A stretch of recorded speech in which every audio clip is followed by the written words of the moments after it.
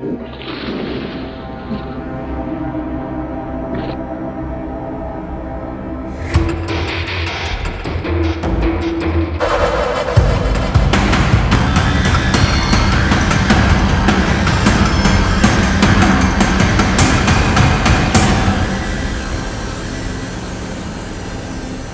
और इजराइल की लड़ाई धीरे धीरे अपने चरम पर पहुंच रही है। दोनों देशों की सेनाओं ने एक दूसरे को दहलाकर रख दिया है। खुद को मिडिल ईस्ट का चौधरी बनाने पर आमदा हुए इजराइल को अब ईरान झटके पर झटके दे रहा है।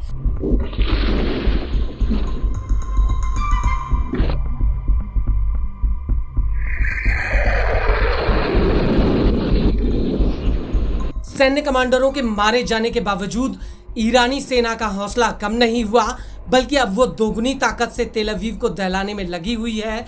आलम यह है कि इजरायलियों को अपनी रात बंकर या बेसमेंट में गुजारनी पड़ रही है।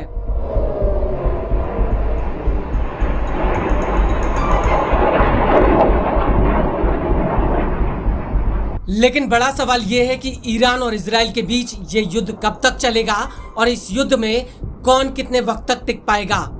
और अगर ईरान के साथ इजराइल की लड़ाई लंबी चली तो इजराइल ईरान के आगे कब तक टिक पाएगा। ये दोनों ही ऐसे गंभीर सवाल हैं जो सबके मन में हैं। तो आपको बता दें कि इसको लेकर अमेरिकी अखबार द वॉशिंगटन पोस्ट ने अपनी एक रिपोर्ट में बहुत बड़ा दावा किया है। और अगर ये दावा सच होता है तो इजराइल के लिए आने वाले दिन अग्नि परीक्षा से कम नहीं होंगे। दरअसल वॉशिंगटन पोस्ट का कहना है कि अगर इजराइल और ईरान के बीच ये जंग लंबी चली तो तेल अवीव ज्यादा समय के लिए ईरान के आगे टिक नहीं पाएगा।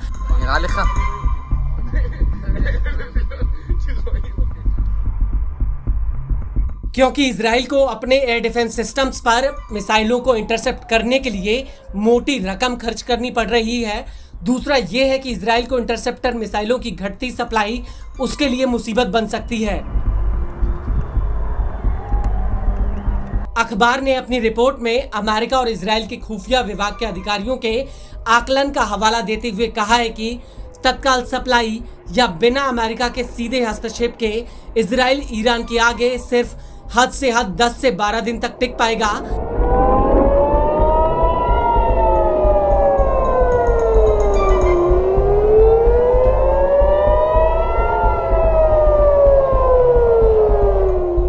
अखबार का कहना है कि उसे एक सूत्र ने बताया कि उन्हें इसके चुनाव की जरूरत है जो उन्हें चाहिए, क्योंकि मौजूदा एयर डिफेंस सिस्टम पहले से ही बोझ से दबा हुआ है।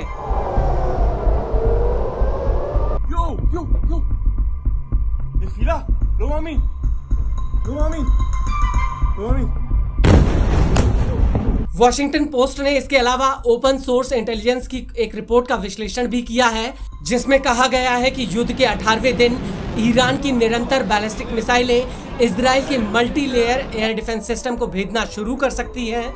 जिस रफ्तार से इंटरसेप्टर मिसाइलों का इस्तेमाल हुआ है वो ये बताता है कि रोजाना ईरानी मिसाइलें इजराइल के एयर डिफेंस सिस्टम को भेद रही हैं।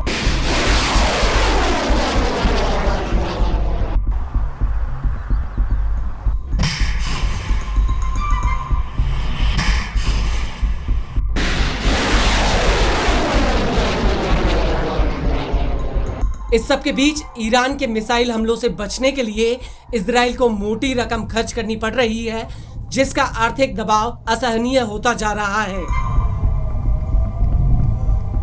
इजराइल की business news agency the marker का कहना है कि मिसाइल डिफेंस सिस्टम को चलाने की लागत 1 अरब शेकल से 28.5 करोड़ डॉलर प्रति रात्रि तक पड़ रही है।